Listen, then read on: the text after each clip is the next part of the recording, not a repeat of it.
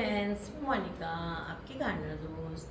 आज आपसे बात करूंगी एक बहुत ही फ्री का फर्टिलाइज़र हमको मिल सकता है और हमारे गार्डन में बहुत इजीली हमें अवेलेबल हो सकता है अपने आसपास से। उसकी ज़रूरत हमारे गार्डन में बहुत रहती है।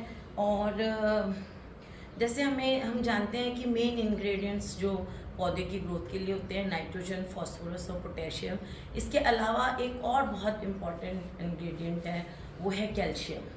तो जो हम आज जिस खाद के बारे में बात करेंगे उसमें कैल्शियम भी है और पोटेशियम भी बहुत अच्छी क्वांटिटी में है, फास्फोरस भी है, मैग्नीशियम भी है, बोरॉन भी है और बाकी माइक्रोन्यूट्रिएंट्स भी हैं। और वो बहुत इजीली अवेलेबल हो जाता है हमें। हम कह सकते हैं कि फ्री में भी ये फर्टिलाइज़र हमें मिल सकता है। और ये एक बस इसमें एक चीज़ होती है, क्या इसका थोड़ा सा ड्रॉबैक होता है। वो भी ड्रॉबैक इसलिए है कि हमें इसको यूज़ करने का तरीका नहीं पता है। तो वो मैं आज आपसे बात करती हूँ और दिखाती हूँ कि वो कौन सा फर्टिलाइज़र है।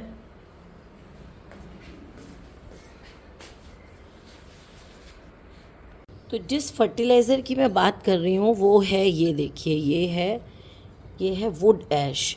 वुड ऐश मतलब लकड़ी की राख। अभी देखिए होली आके गई है तो होली पे सबके यहाँ वुड ऐश, आसपास होली जलती है तो वुड ऐश मिल जाती है।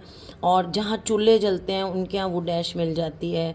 या फिर देखिए ये जो राख होती है लकड़ी की, ये कई बार ये कंडे जलाते हैं ना हम, जो गोबर के बने हुए उपले जलाते हैं, उनकी राख को भी आप यूज़ कर सकते हैं। ज़रूरी नहीं है खाली लकड़ी की राख को यूज़ करें, आप उपले जले हुए होते हैं वो राख भी यूज़ कर सकते हैं। या फिर जैसे हमारे तो आसपास लकड़ी वाले रहते हैं, जैसे हम लोड़ी वगैरह के लिए लकड़ी लाते हैं, लकड़ी की टाल होती है, वहाँ से आप थोड़ी सी लकड़ी ले आइए और किसी खाली गमले में उसको थोड़ा सा मिट्टी का तेल डाल के जला दें अच्छी तरह, वो जल जाएगी उस राख को। क्योंकि देखिए गार्डनिंग में, अच्छा, इसका यूज़ जो है वो किचन गार्डनिंग में बहुत ज़्यादा होता है। हमारी इस वाली गार्डनिंग में तो होता ही है, लेकिन किचन गार्डनिंग में इसका, सब्जियों में इसका जो यूज़ है ना वो और भी ज़्यादा होता है। जैसे सब्जियों में क्या होता है, फलों के पकने में, फलों के बनने में, और जो पौधा होता है ना उसको स्टर्डी रखने में कैल्शियम चाहिए, पोटेशियम चाहिए।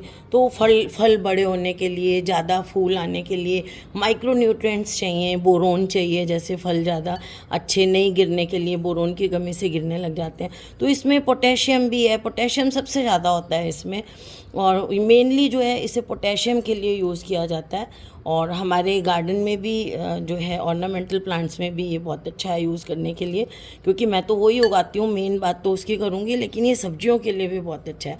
कैल्शियम जो है वो प्लांट्स में जो है वो ज़्यादा ब्रांचिंग, घना होने के लिए, प्लांट्स को शुरू की स्टेज जब प्लांट हम उगाते हैं उस टाइम उसको घना होने के लिए कैल्शियम जो है वो बहुत ज़रूरी होता है। और जड़ें जो बनने के लिए, छोटी छोटी जड़ें बनती हैं, उसमें भी कैल्शियम बहुत यूज़ होता है। और अगर कैल्शियम प्रेजेंट है तो आपकी जो प्लांट है ना, वो प्लांट्स तक जो खाना पहुंचता है ना वो एब्जॉर्ब करते हैं, उसमें भी कैल्शियम कैरियर का काम करता है। उनको जो न्यूट्रिएंट्स हैं उनको जड़ों तक ला के एब्जॉर्प्शन में कैल्शियम की बहुत ज़रूरत होती है। और पोटेशियम की ज़रूरत है, आपको पता ही है, फल बनने के लिए, फूल बनने के लिए पोटेशियम चाहिए। पोटेशियम जो है वो प्लांट को इम्यूनिटी देता है, प्लांट को डिजीज़ नहीं होती है, सर्दी गर्मी के जो चेंजेस होते हैं उससे पोटेशियम बनाता है। तो फ्लावरिंग प्लांट्स के लिए तो पोटेशियम बहुत ज़रूरी है, और वुड ऐश पोटेशियम का एक बहुत बहुत बहुत अच्छा सोर्स है। तो इसके लिए ही यूज़ की जाती है। बस इसमें थोड़ा सा ये डरा जाता है कि ये जो पीएच को बढ़ा देता है। जो बेस्ट पीएच होता है ना प्लांट्स के लिए, वो होता है 6.5, मतलब एसिडिक मीडियम, जो न्यूट्रल के बिल्कुल कम एसिडिक मीडियम। लेकिन ये जो है इसमें बस ये है कि ये ज़्यादा मात्रा में अगर आप डालते हैं तो ये एल्केलाइन कर सकता है। उसका भी मैं उपाय बताऊंगी कि आप ऐसे भी डालें कि मीडियम भी एल्केलाइन नहीं हो और हमारे पौधे को पोटेशियम भी मिल जाए। मेनली पोटेशियम के लिए इसको यूज़ किया जाता है।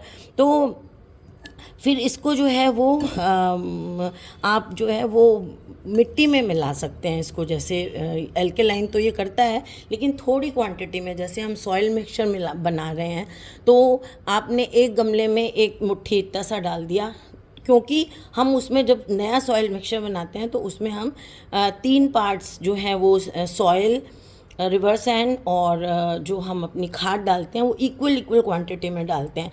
तो जो खाद है ना वो हमारे मीडियम को एसिडिक बनाती है, खाद एसिडिक बनाती है, और उसमें अगर आपने एक मुट्ठी ये डाल दिया तो कोई फ़र्क नहीं पड़ने वाला। तो जब भी आप सॉइल मिक्सचर बनाएं, एक गमले में एक मुट्ठी, या अगर थोड़ी क्वांटिटी में तो थोड़ी कम क्वांटिटी में आप जो है ये वुड ऐश जो है मिला सकते हैं। इससे जो है पौधे में उसको पोटेशियम, कैल्शियम, मैग्नीशियम, बोरोन और भी सारे न्यूट्रिएंट्स हैं, फॉस्फोरस इसमें बहुत होता है, वो बहुत अच्छा। एक काम और कर सकते हैं, हमारे जो हमारे गार्डन में से हम पौधों की डंडियाँ वगैरह निकालते हैं, प्रूनिंग जब हम करते हैं तो उसके पत्ते तो चले जाते हैं कंपोस्ट बिन में, लेकिन क्या होता है कि जो मोटी मोटी डंडियाँ होती हैं, वो मोटी मोटी डंडियाँ जो प्लांट की हैं वो कंपोस्ट नहीं होती हैं। तो उनको आप एक साइड रख लें गार्डन में, उनको सूखने दें, थोड़ी देर सूख जाएंगे, फिर एक दिन उनको जला के उसका वुड ऐश बना लें, तो आपका ये फ्री का फर्टिलाइज़र तैयार हो जाएगा।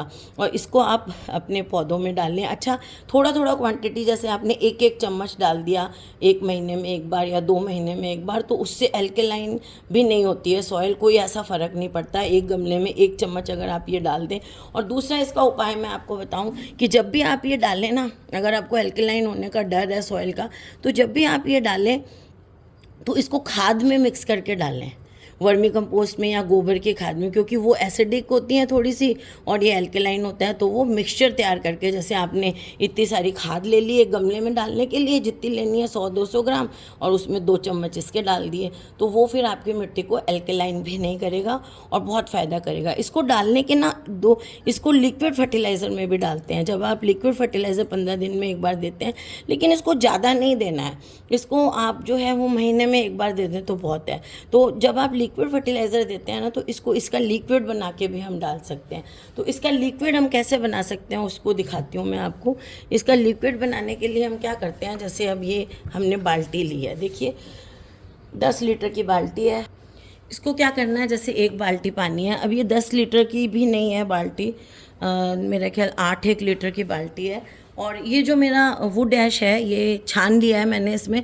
अगर नहीं भी छानना तो इसमें जो छोटे छोटे कोयले वगैरह रह जाते हैं, लकड़ी के कोयले वगैरह जो रह जाते हैं, उन कोयलों को क्या करना है कि वो भी यूज़ हो जाते हैं। वो पौधों में बहुत, उसमें कार्बन बहुत होता है ना, उसमें भी फॉस्फोरस होता है, पोटेशियम होता है, तो उसको भी छोटा छोटा चूरा करके आप अपने सॉइल मिक्सचर में मिला सकते हैं, उसको भी फेंकना नहीं है आपको। ये मैंने छान लिया हुआ है, इसमें खाली राख है। तो आप 10 लीटर की बाल्टी में आधा से 1 किलो के करीब राख डाल सकते हैं। और फिर ऐसा कुछ नहीं है कि इतना ही डालना है, जितनी आपको अवेलेबल है वो आपने, जैसे मैंने इस बाल्टी में ऐसे घोल दी और इसको ऐसे घोल लेना है आपको अच्छी तरह से। देखिए इस तरह से, ऐसे अच्छी तरह से इसको घोल लेंगे।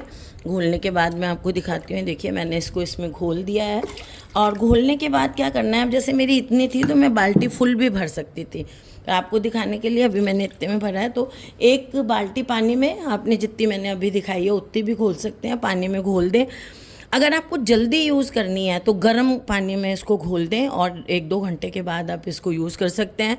और अगर आपको गर्म इंस्टेंट नहीं चाहिए हो तो आप इसको भिगो के ओवरनाइट छोड़ दें, 2 दिन तक छोड़ दें, ताकि इसका सारा एक्सट्रैक्ट निकल आए इस पानी में।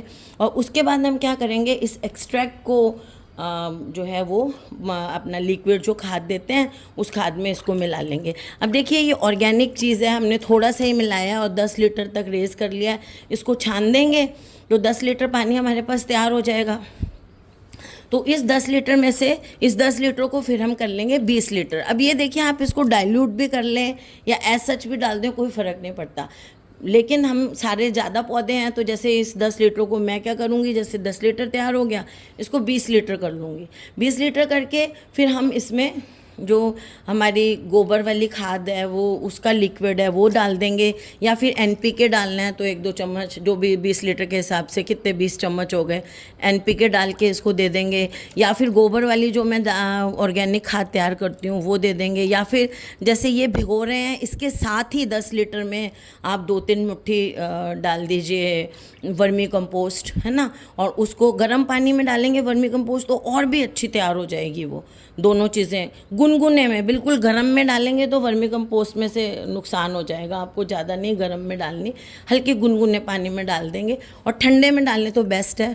तो ऐसे आप 2 दिन छोड़ के दोनों का मिक्सचर तैयार हो जाएगा, तो उसको आप फिर सारे पौधों में एज अ लिक्विड खाद अपने पौधों में दे दीजिए। और एक इसका बहुत अच्छा यूज़ है, जो लोग किचन गार्डनिंग करते हैं या इन पौधों में भी, ऑर्नामेंटल में भी, ये जो है कभी कभी ना पाउडरी मिल्ड्यू वगैरह डिजीज़ जो होती हैं, इसको मिट्टी में मिलाते हैं ना खाद को, तो ये सॉइल बॉर्न डिजीज़ के लिए भी बहुत अच्छी है, डिजीज़ नहीं होने देती प्लांट में। और इसको ना पाउडरी मिल्ड्यू वगैरह जो फंगस होता है उसके लिए इसको पत्तों पे ऐसे छिड़क देते हैं। ये जो राख होती है, इसको पतली राख छान के इसको पत्तों पे ऐसे छिड़क देते हैं। तो एक तो वो पाउडरी मिल्ड्यू, डाउनी मिल्ड्यू, अगर नीचे की तरफ भी अगर छिड़क दें, पत्तों को अच्छी तरह छिड़क दें, वो नहीं होने देती। इंसेक्ट्स नहीं लगते हैं, जैसे मिली बग्स वगैरह, ऐसे खाद ये डाल देंगे ना तो वो नहीं लगेंगे आपके पौधों पर। और दूसरी चीज़, ये सर्दी में जो हमारे फॉग होता है ना, पाला होता है, फॉग होता है, उससे बचाती है। अगर आपने ये पौधों पे डाल दी तो जो फॉग पत्तों पे गिरेगा तो बीच में एक लेयर इसकी आ जाएगी। तो पोटेशियम जो है वो हमारे एनवायरनमेंट से बचाता है, इम्यूनिटी भी देता है। तो वो जो है वो आपके जो है नुकसान नहीं होने देगी, पौधों को सर्दी से भी बचा देगी। ये जो ट्रिक है ये सब्जी वाले पौधों में बहुत यूज़ की जाती है, क्योंकि ऑर्नामेंटल प्लांट्स में क्या होता है कि वो सुंदर नहीं लगते हैं अगर हम उसमें डाल दें, तो ये उनमें बहुत अच्छी रहती है जो हम जो है और ये सब्जी वाले पौधों। अच्छा, अब मैं जो लास्ट में एक बात करूँगी कि जैसे ये आपने घोल तैयार कर लिया, ठीक है, और आपके जो प्लांट हैं वो आपको लग रहा है कि मिट्टी जो है वो एल्कलाइन हो जाएगी और नुकसान हो जाएगा हमारी मिट्टी को, तो उसमें आप क्या कर सकते हैं कि उसमें आप, जैसे हमने ये पानी लिया, ठीक है, ये पानी हमने डिज़ोल्व कर ली, राख अच्छी तरह से, इसको डिज़ोल्व करने के बाद ओवरनाइट पड़ा रहने दिया, या 2 दिन जितनी आपकी मर्जी है पड़ा रहने दें। उसके बाद इस पानी को छान लें, देखिए क्योंकि ऊपर देखिए ऐसे ऐसे इसमें ये आते हैं ना, ऐसे इसको छान लें अच्छी तरह से। छान के फिर आप इस पानी को फोलियर स्प्रे कर दें, पत्तों पे छिड़क दें, क्योंकि देखिए पत्तों पे जब हम कोई चीज़ को छिड़कते हैं ना तो वो ज़मीन में तो गए ही नहीं, तो वो पत्तों से एब्जॉर्ब हो गई डायरेक्ट। जैसे हमने कोई ऑइंटमेंट यहाँ लगाई तो वो ऑइंटमेंट यहाँ लग गई डायरेक्ट, तो यहीं से ही एब्जॉर्ब हो गई। तो ऐसे ही वो पत्तों पे जब हमने डाला तो पत्तों के थ्रू उस फूड को उन्होंने एब्जॉर्ब कर लिया और ज़मीन तक तो गया ही नहीं, तो ज़मीन जो सॉइल है वो भी एल्कलाइन होने का डर नहीं रहा। तो अगर आपको ऐसे करना है तो आप इसको महीने में एक बार इसका फोलियर स्प्रे करें, तो उससे आपको कोई सोचने की भी ज़रूरत नहीं पड़ेगी कि हमारी मिट्टी एल्कलाइन ना हो जाए, ख़राब ना हो जाए। तो उस चीज़ के लिए ये बहुत अच्छी होती है राख। एक और चीज़, कभी कभी क्या होता है कि हम लोग बहुत ज़्यादा कुछ डाल देते हैं पौधे में, तो उसकी जो सॉइल है ना बहुत ज़्यादा एसिडिक हो जाती है। तो बहुत ज़्यादा एसिडिक हो जाती है तो एक वो मीटर आता है, मेरे पास है, मैं दिखाऊंगी, अभी कहीं पड़ा हुआ है, मिला नहीं, वो पीएच लेवल नापने का मीटर आता है ग्रीन सा, उसको मिट्टी में ऐसे, उसमें 2 ऐसे स्टिक निकली होती हैं, आप अमेज़ॉन पे सर्च करेंगे आपको दिखेगा पीएच मीटर। तो वो उसको आप मिट्टी में गाड़ देंगे तो वो पीएच बताता है कितना है। अगर आपकी मिट्टी बहुत ज़्यादा, कई बार ऐसा होता है एसिडिक हो जाती है, तो भी पौधे जो हैं वो खाना एब्जॉर्ब नहीं कर पाते। ज़्यादा एसिडिक या ज़्यादा एल्कलाइन मीडियम में पौधों की जड़ें खाना एब्जॉर्ब नहीं करती हैं, उनको एक ऑप्टिमम पीएच चाहिए होता है खाद को एब्जॉर्ब करने के लिए। उसमें भी आप इसका पीएच जो बहुत ज़्यादा कम हो गया, बहुत ज़्यादा एसिड, जैसे हमारे पेट में एसिड तो होता है ना, स्टमक में बनता है, लेकिन जब वो ज़्यादा बन जाता है तो वो एसिडिटी हो जाती है। ऐसे ही सॉइल का भी पीएच जब बहुत ज़्यादा हो जाता है तो वो एसिडिटी हो जाती है, ख़राब होने लग जाती हैं जड़ें उसमें। तो उसमें भी, उसके इलाज के लिए भी ये खाद, ये जो राख होती है ये बहुत अच्छी होती है। तो फिर मैं आपको एक बात बता दूँ, ये वुड की हो तो भी अच्छा है, उपले वगैरह की खाद होती है, कंडे जिसको कहते हैं, जिसकी अपन भिगो के खाद भी ह्यूमिक एसिड वाली बनाते हैं, तो वो भी यूज़ कर सकते हैं।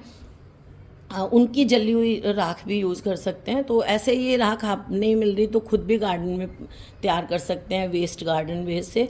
तो ये जो खाद है ये फ्री का पोटेशियम है हमारे पौधों में, और हम इसको फेंक भी देते हैं। जैसे होली पे मैं ले आई थी, ये आपको जो दिखाई है ये होली पे मैं ले आई थी, जहाँ पे होली जलती हैं वहाँ से। तो ऐसे ला के रख लें आप, और स्पेशली जब आप लगाएं, इनके सब्जियों के पौधे लगाएं लगाएं ना जब आप, तो इसको ज़रूर मिलाएं सॉइल मिक्सचर में, ज़रूर से मिलाएं, क्योंकि उनको जो है वो इनिशियल ग्रोथ के लिए ज़रूरी होता है। पोटेशियम भी चाहिए होता है, कैल्शियम भी चाहिए होता है, फॉस्फोरस रूट्स बनाने के लिए चाहिए होता है। तो उनके सॉइल मिक्सचर में आप राख ज़रूर से मिलाएं।